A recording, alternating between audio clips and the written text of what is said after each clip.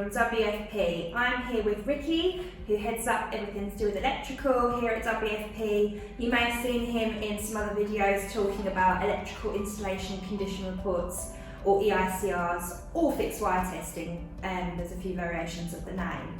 There is actually a link in the description below which takes you to our blog post on the topic and answers all questions about EICRs. And there is also a video which we've done recently, which is a little brief synopsis, and somewhere on the screen Rick's pointing to it. So if you click on that, that will also take you to a video which gives you a little brief synopsis about these electrical inspections, which are an absolute must. Now, this specific video is going to be talking about codes and the codes that you will see on your reports following those electrical inspections.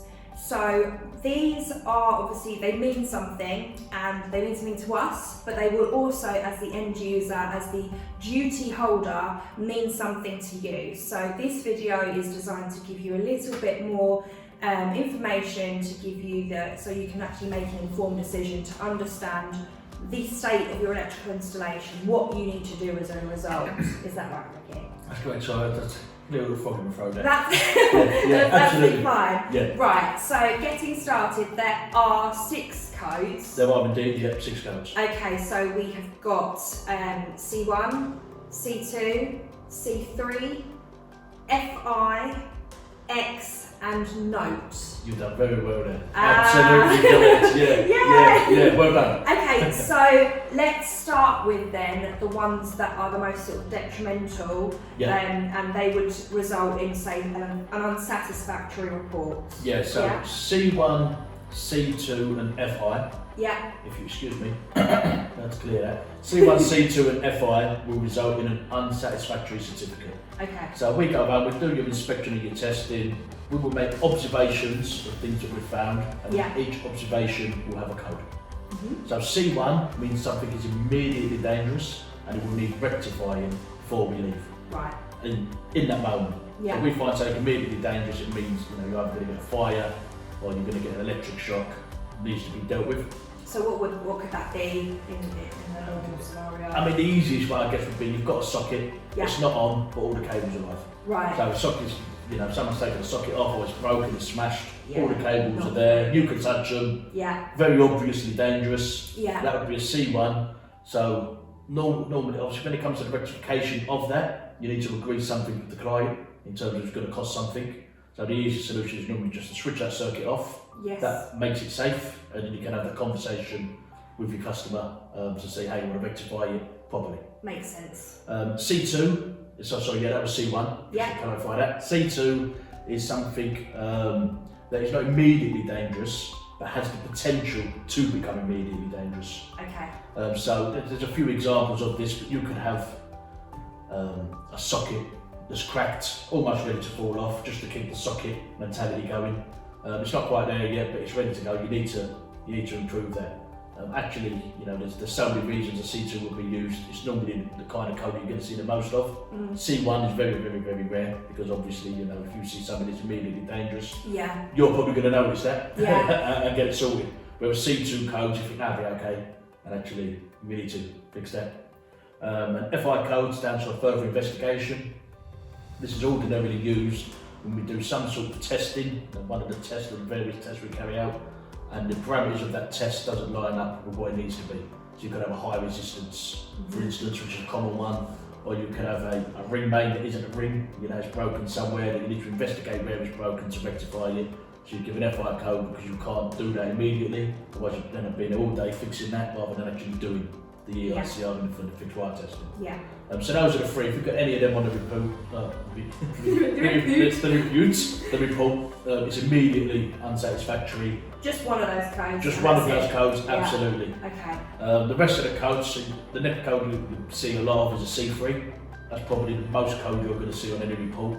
And that is when we recommend something is improved, but it's not dangerous. So there could be, normally, the regulations change so often. The typical example would be SPD, a surge protection device. If you don't have one fitted, it's not dangerous. But if you do have it fitted, it's going to mean if you do get a surge or your computer equipment, for instance, it's going to survive. because you've got that device there. So we'd recommend, obviously, if you haven't got one, you should probably get one. So it's more like just optimising. Exactly, it's a recommendation, that's the important thing. You don't need to get it done. You can have C3s and the report will be satisfactory, but your reporter is saying, your engineer, that we recommend this is done, it's going to improve the life of your system. Yeah.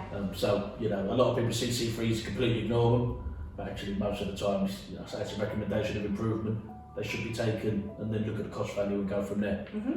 The next one is an X. In fact, I won't go X, I'll go to note first. Okay. So a note is something that when we do the observations, it has to be breaking a regulation within BS 7671. So we have to report to that. There's plenty of things that will be incorrect in terms of what's going on in the building and the compliance. These have nothing to do with fixed wire testing, such as emergency lighting. So emergency lighting doesn't fall under BS 7671.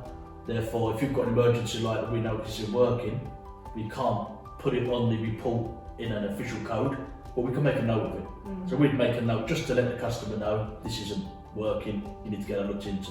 So it doesn't fail it, but it's a way of us being able to say, look, we've also noticed this. I mean, obviously we do that a lot because we do the fire, security and electrical, so we know it's all.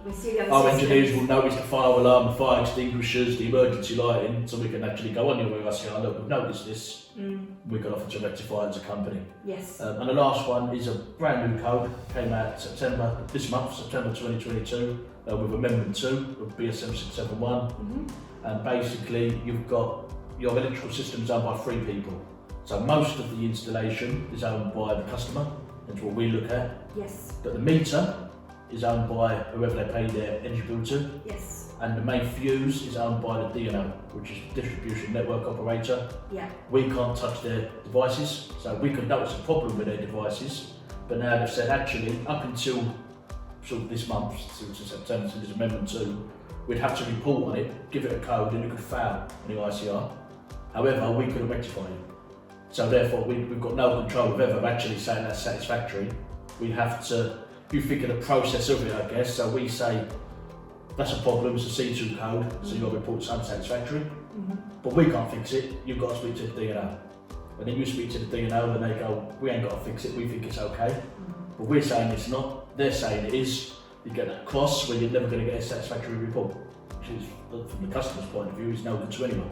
Yeah. So now we mark it as an X. Yes. So it doesn't make the report unsatisfactory, but it means you've got to go to your energy company or you've got to go to the DNO as the customer, speak to them and get it rectified. But it will not fail with EICR now, which does make sense. Yeah, that's brilliant. That breaks it down really very well actually. Something about the FIs that made me think, because I've seen a few EICRs, and on those reports, I've seen a lot of FIs, not our ones, we do them properly, but from other contractors where the customers reached out to us to do the remedial side of things, and they said, could you guys give us a competitive price? And we've then looked at the report, and because it's an FI, further investigation, there's not actually any detail as to what that issue is, because they need to go back. At the end of the day, your EICR is for the inspection itself, not for doing the remedials at the same time. Yeah. So they essentially give us this report, FI. So I guess the advice that I'm trying to say to the customer, and for anyone, whether you're a site manager, office manager, facilities manager, whatever role you play in the health and safety of your building, actually having a look at your reports properly and listening to what Rick has just said about the codes, seeing what they mean, and hopefully this video has helped in terms of being a little bit of a key for that. Thank you everyone for watching. Hopefully this video has really helped you understand what the codes are in your electrical installation condition report, so the next time that you get one, that you'll be able to decipher exactly what those mean and what you need to do about it. And obviously if you get a C1, you really need to do something about it, but hopefully your electrician will be letting you know about that anyway. And hopefully that electrician will be us. So obviously if you do need an EICR or any electrical work doing at all, obviously we all sort of go to a one-stop shop for all things commercial and with regards to safety. So there will be details on the screen very shortly, so please do give us a ring. or if you've got any questions as a result of this video or any others that you might have seen, please comment below and we will do our very best to get back to you and answer as best we can. So please don't forget to subscribe as well to our channel to get updates on all the latest videos, and thanks again for watching. Cheers, bye!